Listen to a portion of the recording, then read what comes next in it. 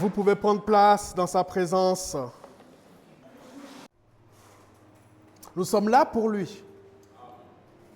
Lorsque nous nous levons le dimanche matin, le dimanche c'est un jour de célébration où nous venons avec nos frères et sœurs élever le seul nom digne d'être élevé.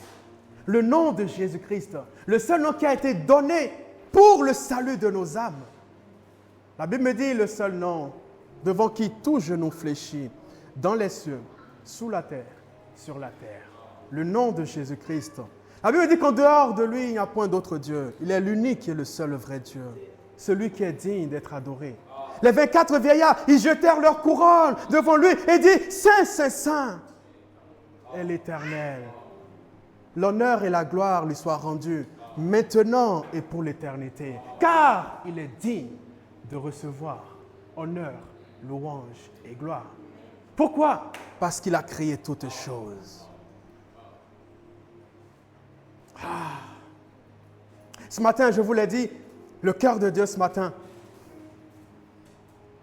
c'est que nos cœurs l'élèvent. C'est que nos cœurs l'adorent. Et c'est écrit, l'heure vient. Et elle est déjà venue. Où les adorateurs, les vrais adorateurs.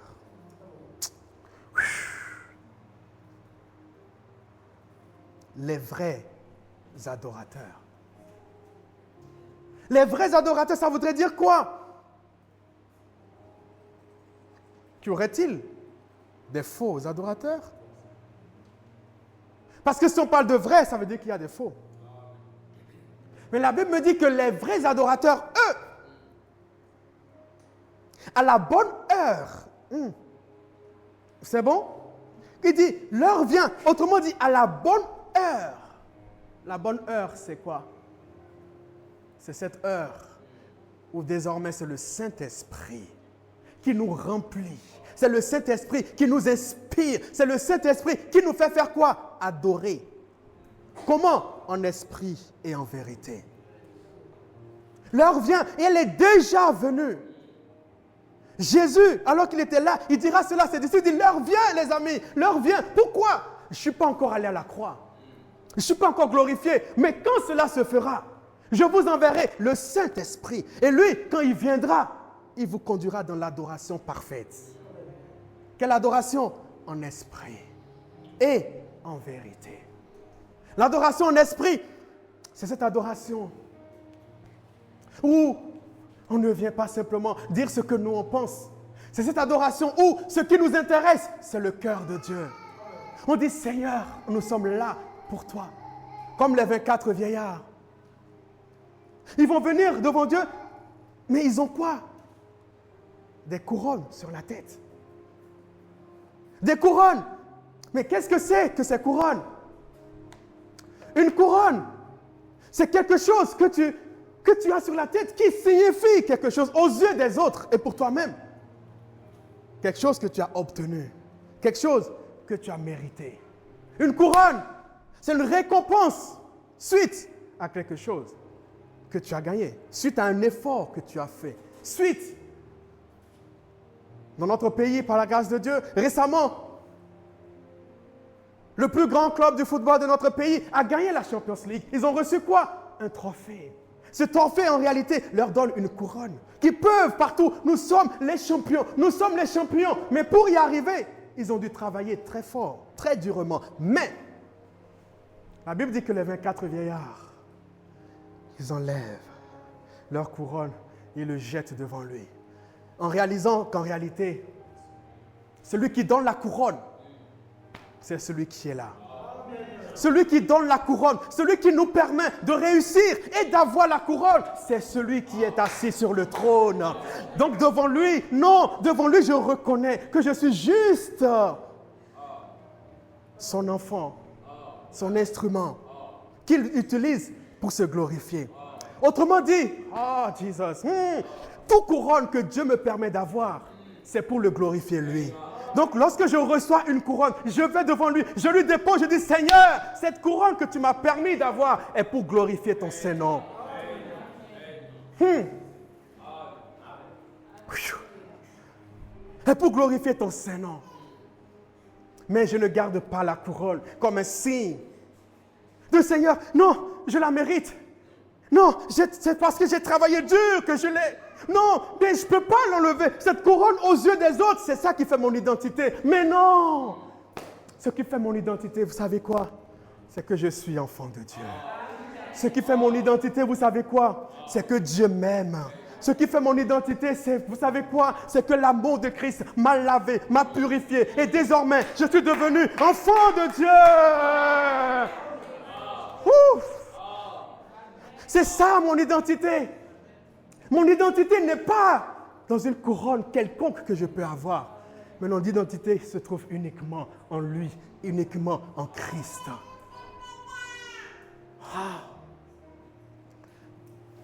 L'heure vient. Elle est déjà venue où les vrais adorateurs jetteront leur couronne. Jetteront leur couronne pour reconnaître que la véritable couronne qui est digne d'être gardée, c'est la vie éternelle. La véritable couronne que Christ, la véritable couronne qui est digne d'être gardée, c'est celle que Christ lui-même nous donne.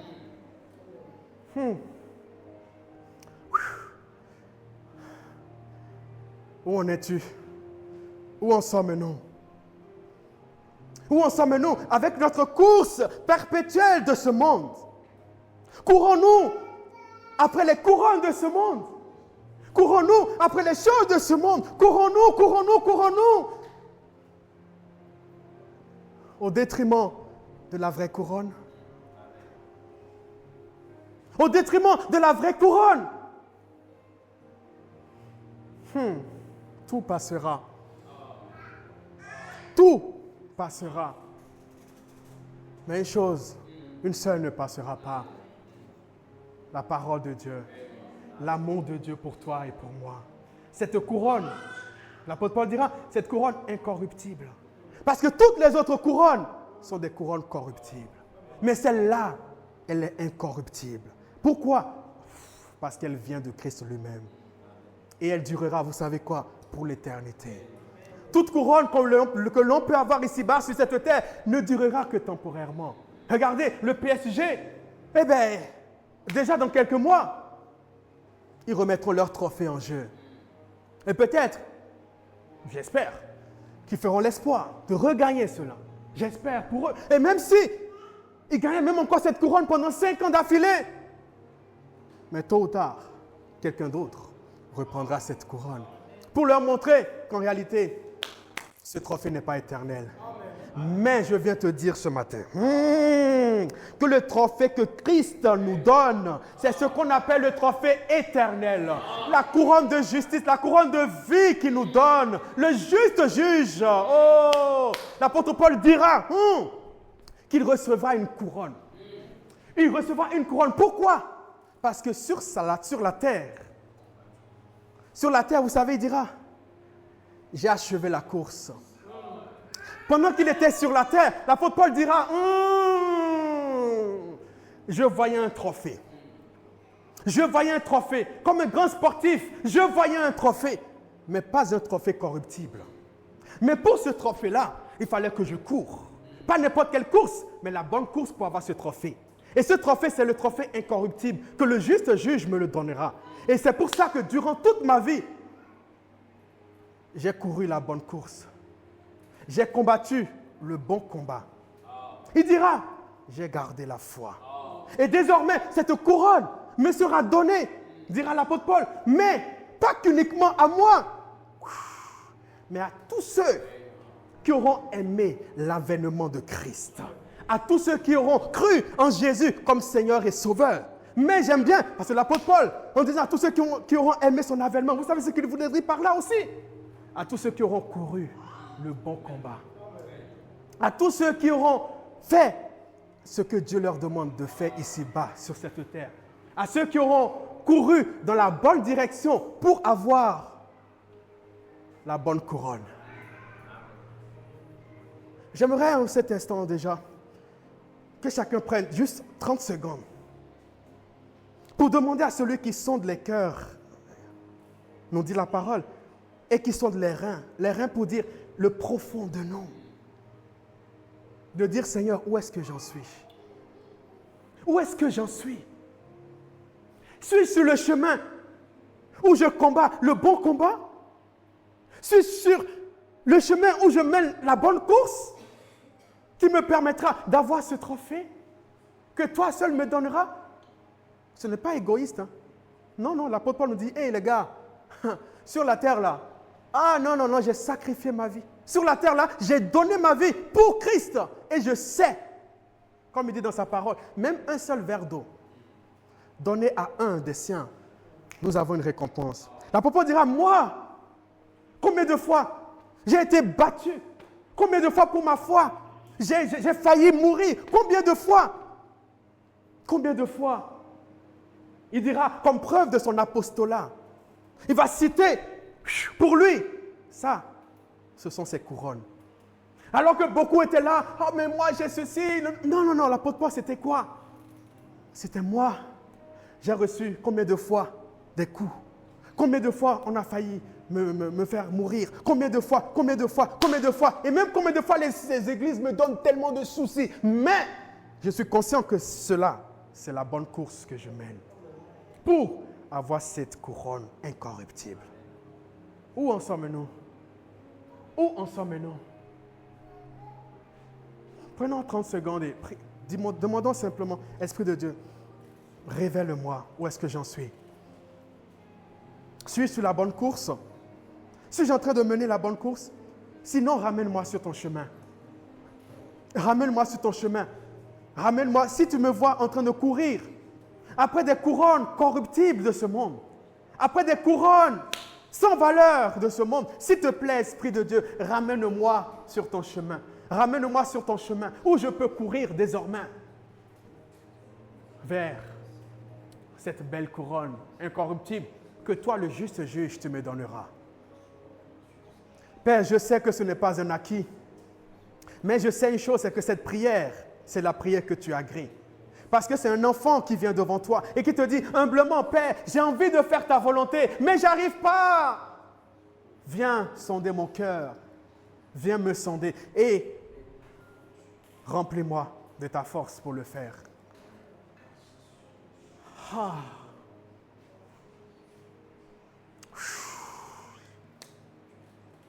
Jesus.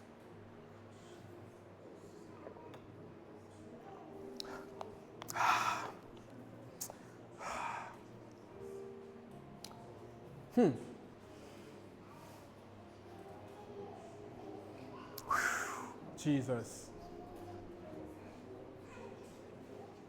Jesus. Seigneur, nous te bénissons. Nous te bénissons. Ah.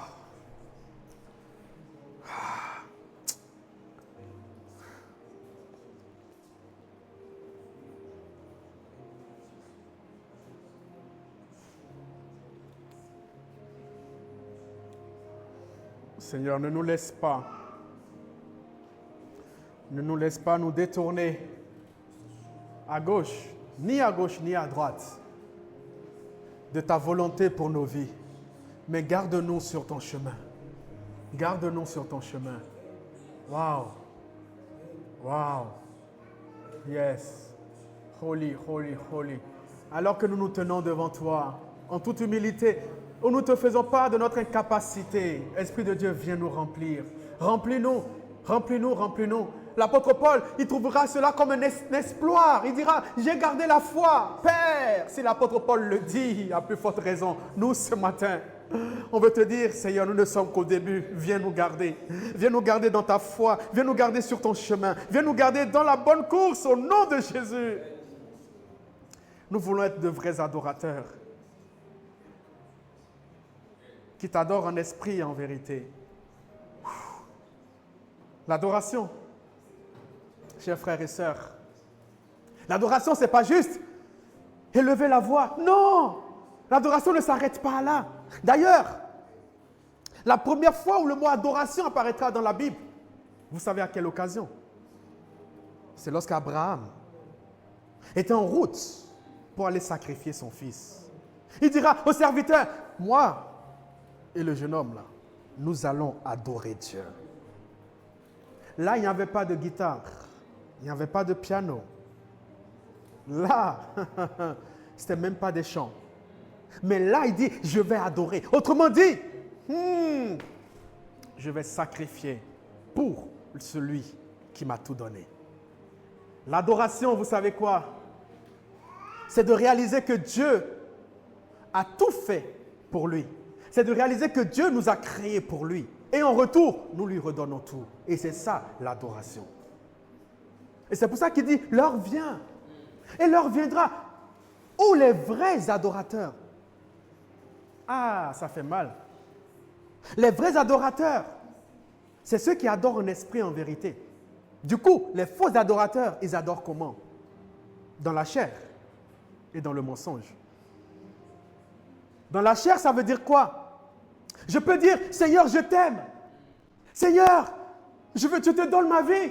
Ou parfois même on arrive ici, on chante des chants. Je te donne mon cœur. Il ne m'appartient plus. Que j'ai de meilleur, tout ce que j'ai de meilleur, Seigneur, tout est pour toi, Jésus. On continue même, on va en dire, un parfum de valeur sur toi est répandu, sur toi est répandu. C'est l'offrande de mon cœur. C'est l'offrande de mon cœur. Tout est pour toi. Tout est pour toi, Jésus. Et on va plus loin. Prends mon je te donne tout. Prends ma vie. Me voici. Je te donne tout. Mon cœur est à toi, tout à toi. Joa, est-ce qu'on a les paroles de ces chants-là, s'il te plaît? Ou qu'est-ce que nous chantons? On lui dit, Seigneur, prends mon cœur, le centre là de mes émotions, le centre de ma volonté, tout ce que je voudrais faire, le centre même de mes sentiments. Seigneur, prends-le. Autrement dit, ce n'est plus moi qui vis, mais désormais, c'est Christ qui vit en moi. Donc on dit, Seigneur, prends tout, toute ma vie, je te donne. Dieu dit, hein? Tu es sûr? Même Dieu même regarde, dit, hein? Je suis surpris de toi, hein? Attends, Dieu même dit, attends. Allez, les anges, venez entendre ceci là. Venez. Il dit, non, le frère là, il a dit quoi là? Le frère dit, non, prends toute ma vie, prends mon cœur, je te donne tout. Il dit, hein? Il a dit quoi? Je te donne tout. Vous vous rappelez la dernière fois? On lui avait dit d'aller vers son voisin, tout simplement pour lui dire que Jésus l'aimait. Est-ce qu'elle l'a fait? Il dit, elle n'a pas fait. Mais elle dit quoi là? Qu'elle donne quoi? Tout. Que son cœur appartient à qui? À Dieu. Alors que Dieu lui dit de faire. Et elle dit non. Moi je pense que pour garder mon honneur, pour garder ma fierté, non Seigneur, je ne pourrai pas. Mais je viens de dire, Seigneur, toute ma vie est pour toi. Mon cœur. Et vous savez quoi? Ça, ce n'est pas la véritable adoration. Non. Ça, ce n'est pas la véritable adoration. La véritable adoration, c'est lorsque on vient devant Dieu, on dit, Seigneur, je sais, David, combien de fois, il dira, Seigneur, c'est difficile pour moi. Parfois même, j'ai l'impression que je m'éloigne de toi, mais je sais une chose, c'est que tu ne m'abandonneras pas. Seigneur, je sais, mon cœur, mon désir, c'est de te servir, de faire ta volonté dans ma vie. Mais parfois, je n'y arrive pas, mais je sais une chose, c'est que toi, tu es là et tu m'aideras. Mais si je dis, Seigneur, toute ma vie, je te la donne,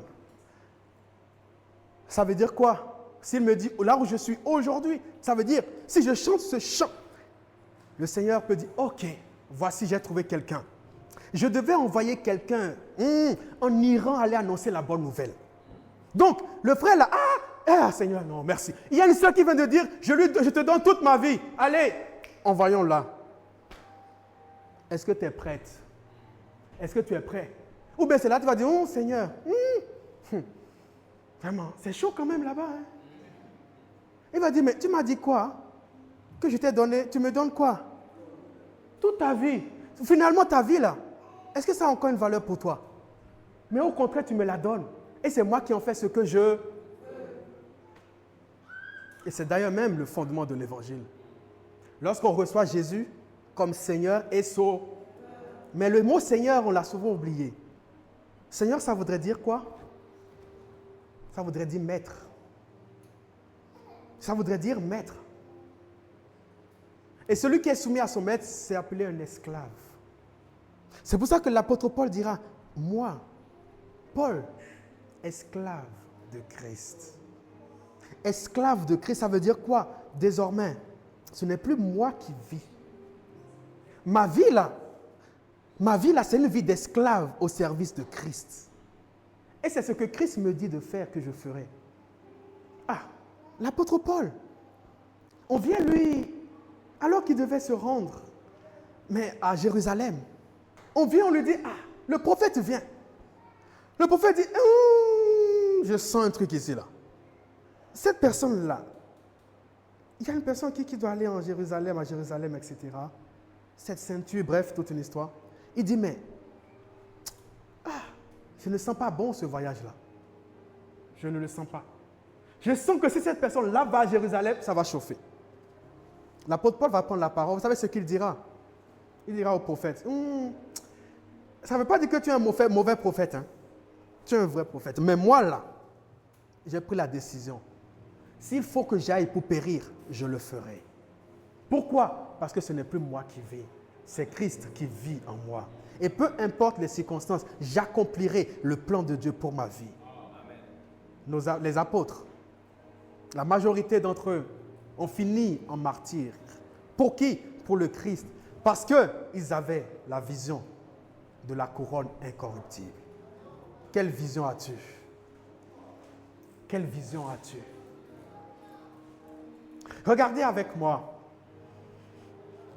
Regardez avec moi Jésus-Christ alors qu'il était sur la terre.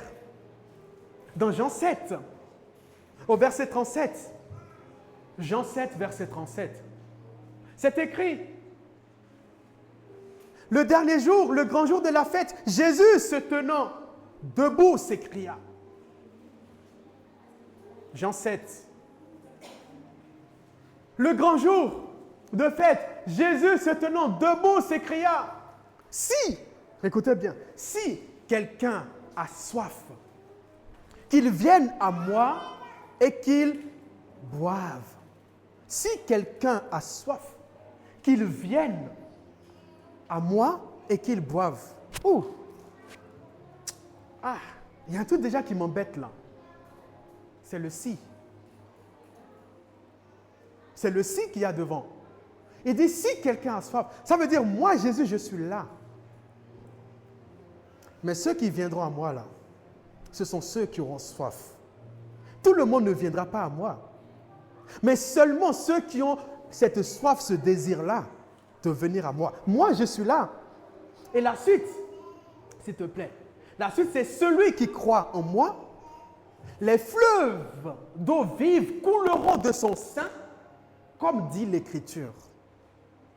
Et j'aime la suite, il dit cela de l'Esprit que devaient recevoir ceux qui croiront en lui, car l'Esprit n'était pas encore, parce que Jésus n'avait pas encore été glorifié. Jésus, alors qu'il était sur la terre, va dire ce que le Saint-Esprit viendra faire en nous. Jean 7, verset 37. Ça veut dire quoi, chers frères et sœurs? Qu'est-ce que vous comprenez de cela? Depuis la Pentecôte, on est en train d'enseigner sur le Saint-Esprit. Le dimanche dernier, on a vu ce que c'est que la Pentecôte juive. C'est bon? Qui est appelée la fête de la moisson aussi. Et ce qu'on appelle la Pentecôte actuelle, la Pentecôte chrétienne, que nous vivons. Ou la Pentecôte juive, c'était pour amener les prémices de la moisson. Et c'était aussi pour se rappeler de la loi que Moïse a reçue. Et aussi pour célébrer le fait que Dieu était fidèle et qu'il pourvoyait. Et pour nous, la Pentecôte chrétienne, on a dit que c'est cette Pentecôte où on se rappelle que Dieu fait quoi? Il tient sa parole. Que tout ce qu'il dit, il l'accomplit. Il a prophétisé, il a dit dans le livre de Joël, il l'a fait, n'est-ce pas? Et c'est de dire, Dieu l'a fait. Mais aussi, dans l'ancienne, la Pentecôte juive, eux, ils se rappelaient de quoi? De la loi de Moïse. Et dans la nouvelle alliance, alors que le Saint-Esprit vient, le Saint-Esprit, vous savez quoi? Il fait de nous l'Église. OK? Et l'Église, ce n'est pas ce bâtiment. L'Église, c'est vous et moi. Autrement dit, la Pentecôte, à la Pentecôte, le Saint-Esprit vient en nous. Et en venant en nous, écoutez bien, beaucoup plus que Moïse, lui, désormais, il met sur la table de nos cœurs la loi de Dieu. Est-ce que ça va? Vous avez compris ou pas? Autrement dit, lorsque le Saint-Esprit vient en nous, il met dans nos cœurs, dans nos vies désormais, la loi, la parole de Dieu. Autrement dit, vous et moi, nous ne pouvons plus dire « Je ne sais pas la volonté de Dieu pour moi. Je ne sais pas ce que Dieu veut faire. » Non, on te dira « Non, tu as reçu le Saint-Esprit. » Le Saint-Esprit en toi te dit ce que tu dois faire ou pas faire. Parce que dans l'Ancienne Alliance, dans la Pentecôte, juive, eux, ils se rappelaient de la loi de Moïse. Et nous, la loi de Christ, révélée par le Saint-Esprit en nous. Raison pour laquelle, chers frères et sœurs, c'est tellement important. Et vous comprenez tout ça, tous ces versets-là qu'on lit. Donc l'heure vient, les véritables adorateurs, ils adoreront le Père en esprit, en vérité. Toujours en esprit. Pourquoi? Parce que l'Esprit en nous nous révèle la volonté du Père. L'Esprit en nous nous révèle la parole de Dieu.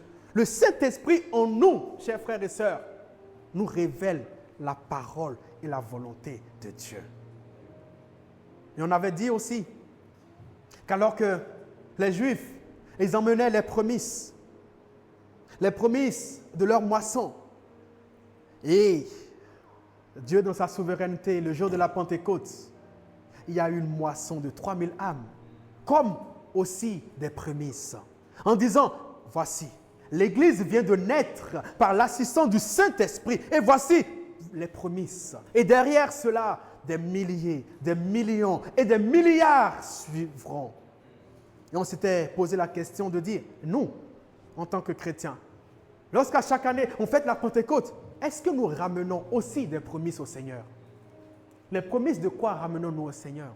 Est-ce que chaque année, on peut dire, Seigneur, voici telle âme que je t'ai amenée?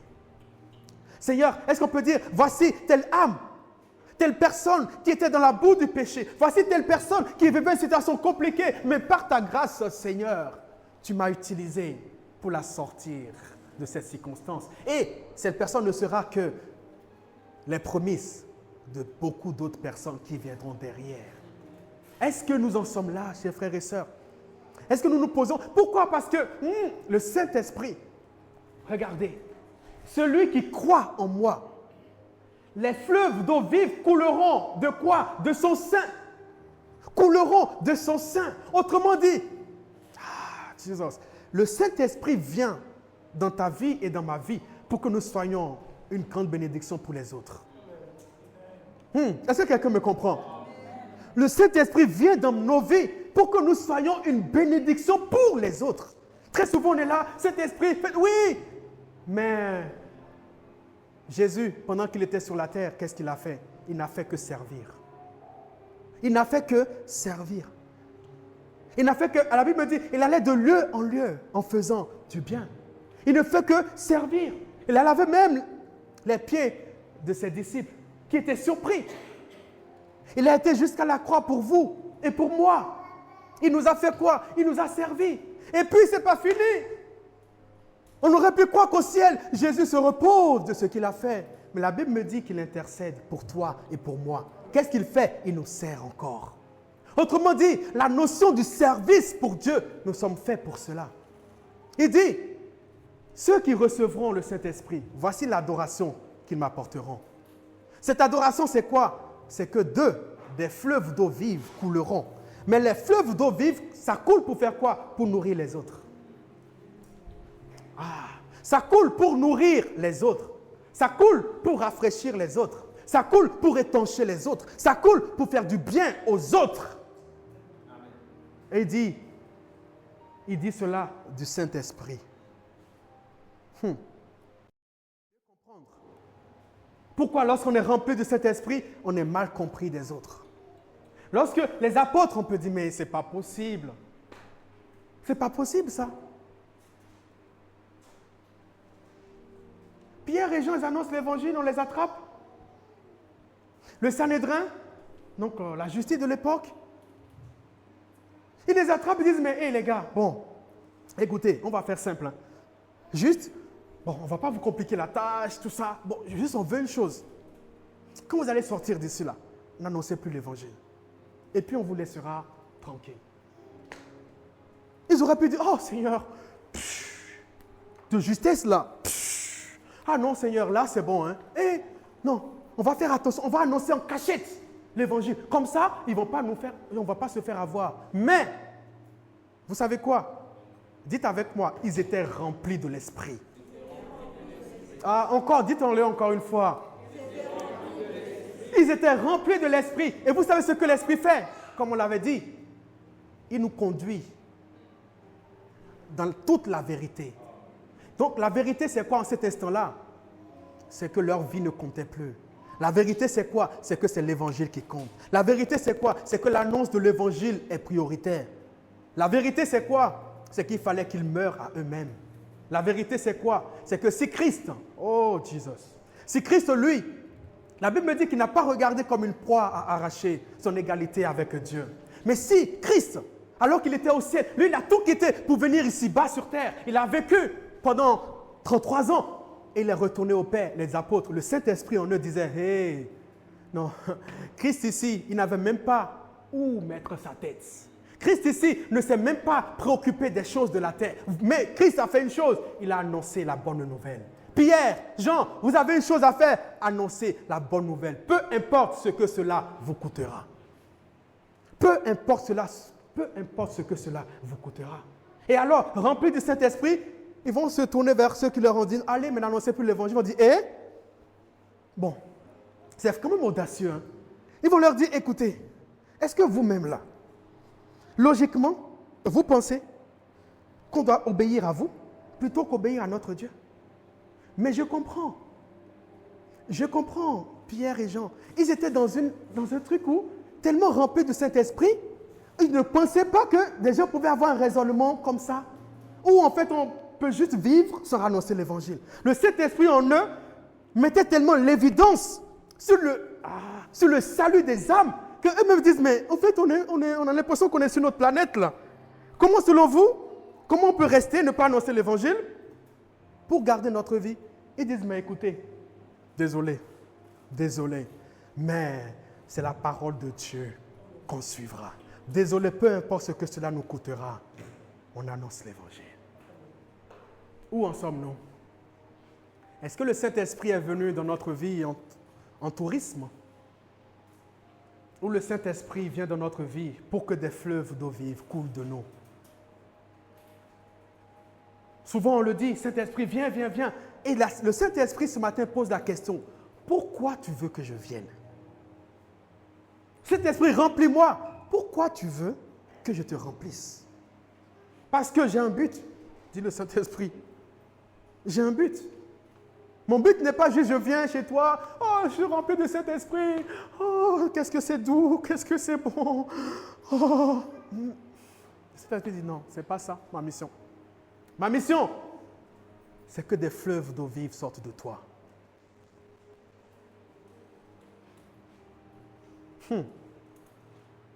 Des fleuves d'eau vive.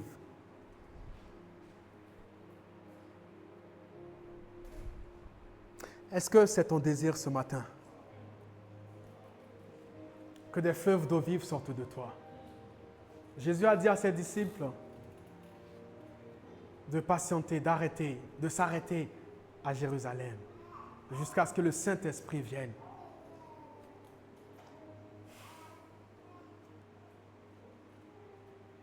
Le Saint-Esprit, vous savez ce que le Saint-Esprit fera. Il leur a dit, une fois que le Saint-Esprit sera là, vous serez mes témoins. Mais les témoins, vous savez ce que c'est qu'être témoin de quelque chose. C'est quelqu'un qui certifie ce qu'il a vu. C'est pour ça qu'il y a des témoins pour tout. Pour les mariages, il y a les mariés, mais il y a aussi les témoins. Ceux qui peuvent dire devant la loi, on avait été là le jour-là. S'il y en a un qui se lève, qui dit non, c'est monsieur le maire, là, ils ont fait n'importe quoi, ils ont signé les documents. Le témoin dira, ah, je suis désolé, j'étais là. J'étais là quand tu as signé le document, quand tu as répondu oui, parfois même avec fantaisie. Tu étais là, ouais. Il dira, je me rappelle de ça. Je suis témoin. Et ce que le Saint-Esprit vient faire en nous, c'est de nous rendre des témoins. Des témoins. Je finis avec ça, après on va prier. Des témoins pour témoigner de ce que Dieu fait dans nos vies. Pour dire, je vis réellement ce que Dieu dit. Mais aussi, dis avec moi, mais aussi, notre vie, toute notre vie doit être un témoignage. Dieu est puissant, n'est-ce pas? Autrement dit, le témoin, c'est-à-dire quand on nous voit, on n'a pas trop besoin de se poser la question de savoir si Dieu est puissant. Mais notre vie elle-même témoigne de la puissance de Dieu. Est-ce que quelqu'un comprend? Notre Dieu, c'est le Dieu qui pourvoit, n'est-ce pas? Donc lorsqu'on nous voit, on n'a pas besoin de... Quand on voit, on dit,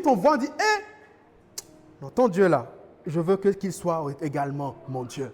Et là, vous savez quoi? Nous devenons des témoins.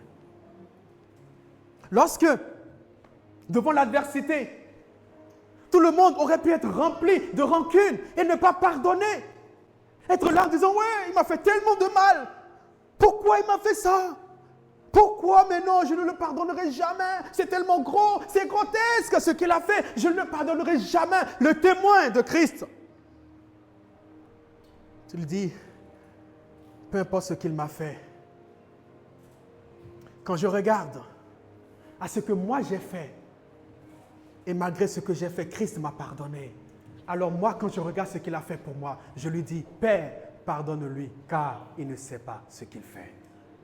Et au contraire, le témoin, c'est celui qui va dire, Père, s'il te plaît, je me mets en position d'intercession pour ce frère, pour cette sœur qui m'a fait du mal, parce que peut-être qu'il m'a fait ce mal à cause de.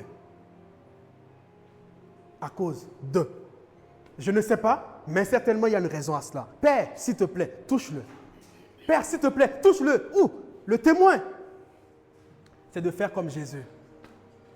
Alors qu'il est venu sauver l'humanité, et les mêmes êtres humains l'ont mené à la croix. Et là, au lieu de leur parler en disant, ouh là, vous ne savez pas ce que vous faites. Jésus a regardé son Père et dit, Père, comment l'ignorance peut faire ça?